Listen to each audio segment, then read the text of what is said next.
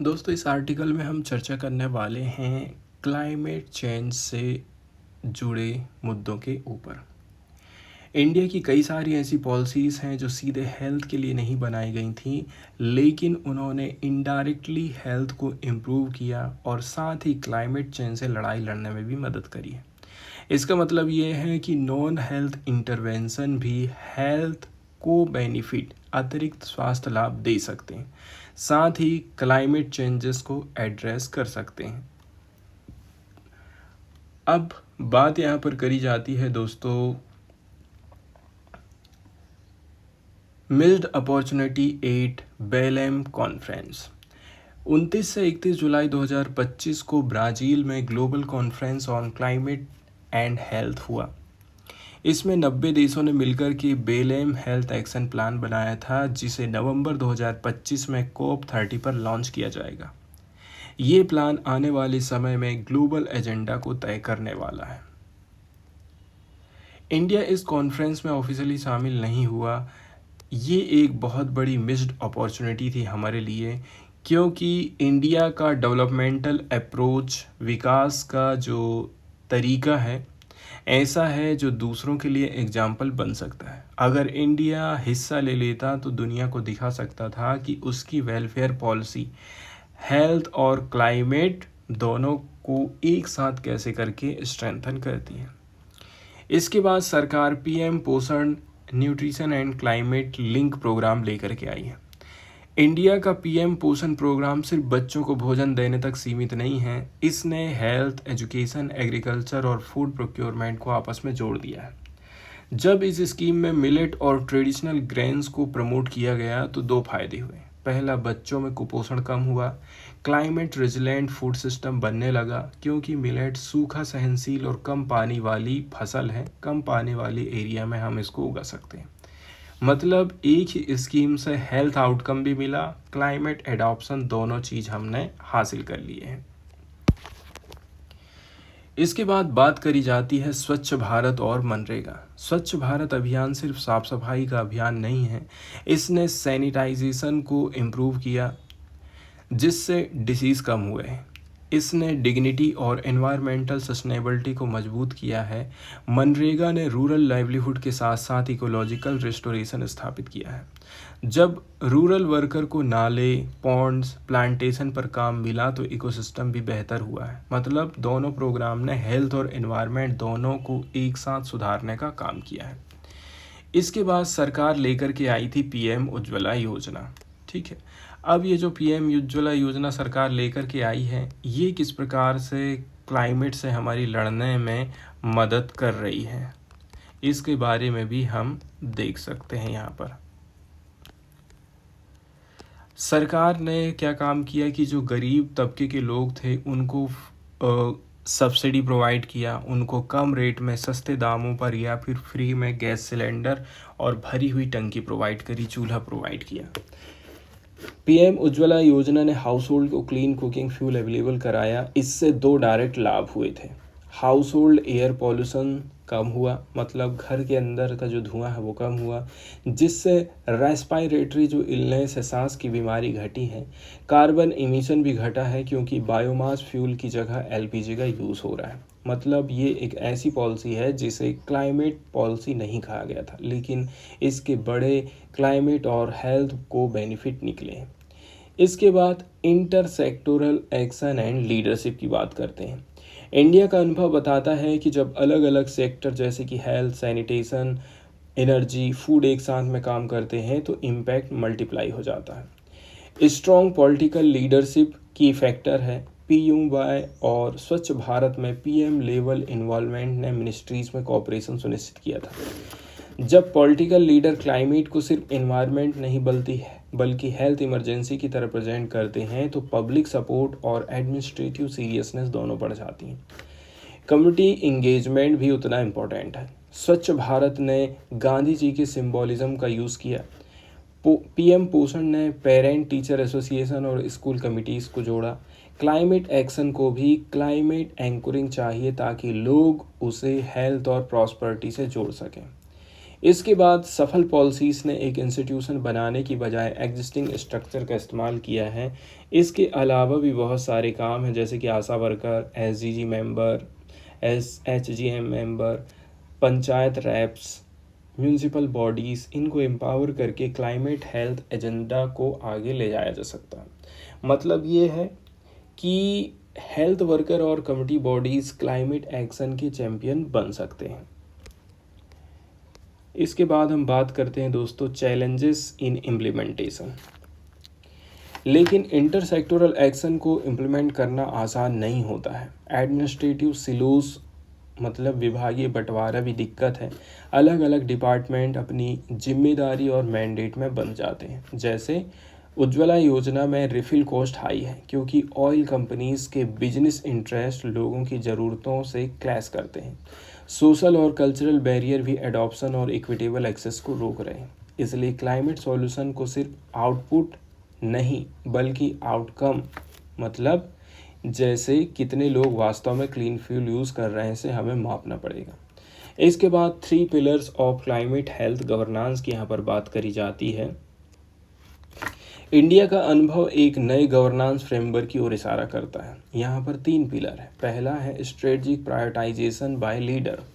Climate policy को health term में हमें फ्रेम करना चाहिए, ठीक है। इसके अलावा बोला जाता है कि स्ट्रेटजिक प्रायोरिटाइजेशन बाय लीडर, इसमें क्लाइमेट पॉलिसी को हेल्थ की टर्म में हमें जोड़ करके देखना पड़ेगा। जैसे कि हम देखे थे कि उज्ज्वला योजना ने क्लीन कुकिंग को वुमेन एम्पावरमेंट से जोड़ा था, वैसे ही क्लाइमेट पॉलिसी को इमीडिएट हेल्थ बेनिफिट से जोड़ना पड़ेगा। इसके बाद प्रोसीजरल इंटीग्रेशन मतलब हर क्लाइमेट रिलेवेंट पॉलिसी में हेल्थ इम्पैक्ट को आप समझने की कोशिश करिए। जैसे एनवायरमेंटल क्लियरेंस स्टैंडर्ड है वैसे ही हेल्थ क्लियरेंस भी होना चाहिए। पॉलिसी में energy, agriculture, transport, urban planning, ये सारी चीज़ों में। इसके बाद पार्टिसिपेटरी इम्प्लीमेंटेशन है। कमिटीज़ को इन्वॉल्व करना होगा क्योंकि लोग हेल्थ बेनिफिट जैसे कि clean air, safe water, nutritious food आसानी से समझते हैं। कार्बन अकाउंटिंग से उनका कोई लेना देना नहीं रहता। Local health worker climate advocate बन सकते हैं अगर वे एनवायरमेंटल चेंज और हेल्थ आउटकम को डायरेक्ट कनेक्ट करके देखेंगे तो। इसके बाद फाइनल चॉइस फॉर इंडिया की बात करी जाती है कि इंडिया के पास 2 रास्ते हैं। क्लाइमेट चेंज और हेल्थ चैलेंज को अलग अलग टैकल करें। लिमिटेड सक्सेस है और हाई कॉस्ट है। वेलफेयर पॉलिसी की विजडम पर आधारित एक नया गवर्नेंस मॉडल लेकर के आएगा जिसमें क्लाइमेट और हेल्थ को इंटरकनेक्टेड प्रॉब्लम मान करके इंटीग्रेटेड सॉल्यूशन दिए जाएंगे। स्टैक्स बहुत हाई है। अगर India bold intersectoral whole of society approach अपनाता है तो ट्रांसफॉर्मेटिव इम्पैक्ट ला सकते हैं। क्लाइमेट और हेल्थ को अलग नहीं कर सकते हैं। इंडिया और दुनिया को कोऑर्डिनेटेड सॉल्यूशन अपनाना ही पड़ेगा। ये वाला जो एडिटोरियल यहाँ पर हम डिस्कस करने वाले हैं दोस्तों, ये पार्टिकुलरली पाकिस्तान और सऊदी अरबिया के रिलेशन को बताता है।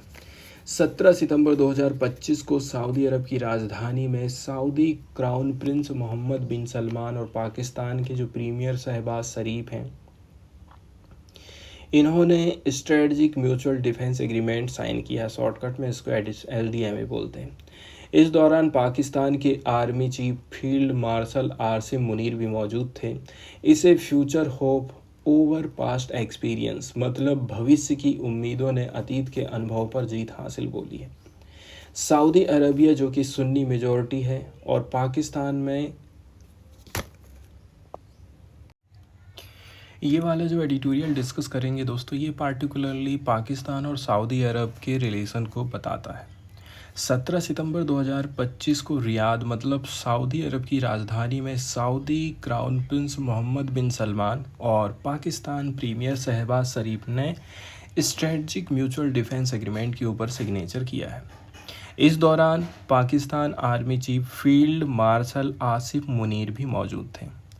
इसे नाम दिया गया है future hope over past experience मतलब भविष्य की उम्मीदों ने अतीत के अनुभव पर जीत हासिल कर ली है। सऊदी अरबिया जहां पर सुन्नी मेजॉरिटी के मुस्लिम हैं, पाकिस्तान में कई कॉमन बातें हैं लेकिन कुछ डिफरेंसेस भी हैं। इसी कारण से डिफेंस कोऑपरेशन पहले बहुत सीमित रहा था। दोनों देशों की थ्रेट परसेप्शन मतलब खतरे की धारणाएं भी अलग अलग हैं, इसलिए भी दोनों क्लोज नहीं आ पाए थे अभी तक। यहाँ पर बताया जाता है कि ये जो एग्रीमेंट है ये बहुत बड़ा सिंबल है, भविष्य में सहयोग की उम्मीद है भले ही पास्ट कैसे भी रहा हो। सऊदी अरब और पाकिस्तान दोनों सुन्नी मेजॉरिटी वाले देश हैं, रिलीजियस बेस कॉमन है, लेकिन दोनों के डिफेंस कोऑपरेशन पहले सीमित रहे हैं क्योंकि दोनों की प्रायोरिटी और थ्रेट परसेप्शन अलग थे। मतलब एग्रीमेंट हुआ है पर क्वेश्चन उठता है कि ये कितना ज़्यादा इफ़ेक्टिव और सस्टेनेबल रहेगा। इसके बाद हम बात करते हैं हिस्टोरिकल हाई एंड लोज की। उतार चढ़ाव का इतिहास कैसा रहा है दोनों देशों के बीच में। डिफेंस लिंक 1951 से ही चल रहे हैं। 1979 से 89 को गोल्डन पीरियड बोलते हैं क्योंकि लगभग 20,000 पाकिस्तानी सोल्जर्स सऊदी अरबिया में तैनात थे। वे होली हराम्स मतलब मक्का मदीना की रक्षा और ईरान और यमन से सुरक्षा के लिए तैनात थे, लेकिन दिक्कत भी चालू हो चुकी। सऊदी रूलर उन्हें सिर्फ पेड गार्ड मानते थे, मतलब सैलरी दे रहे हैं इसलिए ये लोग नौकरी कर रहे हैं। पाकिस्तानी जनरल को आदेश मानना बुरा लगता था क्योंकि वे अपने देश में कमांडर होते हैं। सऊदी ने डिमांड किया कि पाकिस्तानी कॉन्टिजेंट में सिया सोल्जर्स ना हो, इससे संघर्ष पैदा हो गया। 1990 तक पूरी कॉन्टिजेंट वापस भेज दी गई। बाद में जब सऊदी को खतरे महसूस हुए, कुवैत वार हुआ 1990 में, यमन वार 2015 में हुआ, तो पाकिस्तान ने ट्रूप्स भेजने से मना कर दिया। पाकिस्तान ने क्लियर बोल दिया कि उनकी मिलिट्री सिर्फ होली हराम्स की रक्षा करेगी, बाकी रीजनल वार्स में इन्वॉल्वमेंट हम नहीं रखने वाले हैं। पाकिस्तान ने रिक्वेस्ट जो आ रही थी बार बार उसको रिजेक्ट किया, मतलब पाकिस्तान ने खुद को लिमिटेड रोल तक सीमित रखा। 1970-89 ये जो है गोल्डन पीरियड है और उसके बाद की जो डिस्टेंस है उसको बताता है। इसके बाद पेंटागन और यूएस फैक्टर की भी यहाँ पर चर्चा होगी। सऊदी पाकिस्तानी डिफेंस अलायंस में जब हम चर्चा करते हैं तो यूएस हमेशा से ही इनडायरेक्टली मौजूद रहा है इनके रिलेशन में। जैसे 7 जून 2025 शरीफ और मुनीर ने सऊदी क्राउन प्रिंस से स्ट्रेटजिक कोऑपरेशन का ऐलान किया। 22 जून 2025 यूएस प्रेसिडेंट ने मुनीर को प्राइवेट लंच पर बुलाया, जबकि पहले कोई पर्सनल लिंक नहीं था। सर्कमटेंशियल एविडेंस ये है कि सऊदी क्राउन प्रिंस ने ट्रंप को पाकिस्तान की भूमि पर ब्रेनस्टॉर्मिंग करने के लिए इन्वॉल्व किया। मतलब एसडीएमए सिर्फ बायलैटरल नहीं है, इसमें यूएस इन्वॉल्व है। पाकिस्तान और सऊदी अरब का डिफेंस पैक्ट इनडायरेक्टली यूएस से जुड़ा है। सऊदी ने ट्रंप से अपनी सिक्योरिटी कंसर्न्स डिस्कस करी। तो कुल मिलाकर के यहाँ पर हम डिस्कस किए हैं पेंटागन की इनविजिबल रोल। इसके बाद हम चर्चा करेंगे इजराइल फैक्टर एंड नया पैक्ट की मजबूरी।